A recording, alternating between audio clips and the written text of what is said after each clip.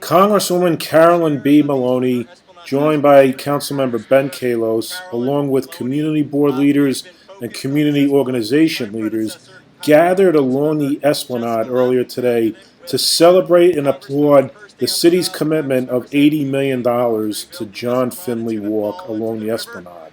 There's so much that's beautiful and wonderful about New York, especially our waterfront. But when we started, it was really in crumbles. And we have, for the past 10 years, brought in well over $500 million to restore it.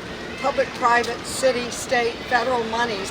It's been a joint community, takes a village to repair this waterfront. And today we're celebrating an $80 billion plus commitment from the city of New York, $80 million. And now we're rebuilding the Esplanade brick by brick. And at this point, we've got from 51st Street all the way up to 78th Street, pending construction. We've even opened up the Rockefeller portion. And the piece that was missing was John Finley Walk. We know that the Esplanade is not just a pretty park space. We know that it is our first line of defense against rising storm waters. It is what connects our communities. It has provided a much needed critical respite for members of our communities, both up and down the waterfront throughout COVID, and it is in desperate need of repairs.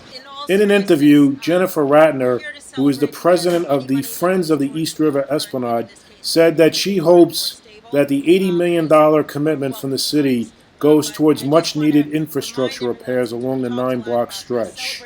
So my immediate reaction, anytime any money is allocated to the East River Esplanade, I'm cheering. That said, my understanding, and it's a little unclear to me because I don't think all of the details are in, my understanding was that the money was for the infrastructure because this, as we're standing here, you can even feel rumblings from cars, actually. My understanding was that it was mostly for the underside and the infrastructure, which I think is, as somebody who drives on the FDR Drive and you drive this portion underneath, that is in serious need, almost 100 years old, heavily trafficked roadway, probably the most heavily trafficked in the United States, if I had to guess, needs repair. So I'm not sure. I want to hear a little bit more about the details of what the money is for. I happen to think that the Carl Schurz Park Conservancy does an amazing job of landscaping and beautifying this stretch. It's one of the nicest stretches of park in all of New York City, I would argue. So I don't know, exactly what they're going to do to upgrade it. I think obviously anything new is always nice, but I'm not exactly sure what the funding is definitely going for. And I'm always in favor of infrastructure repairs because, as we've seen, collapses have happened up and down the Esplanade. Sometimes there were warnings from the engineers about it and sometimes not. And, I always say it's lucky that no one has been taken away in one of these collapses. And I actually, unfortunately, really mean that.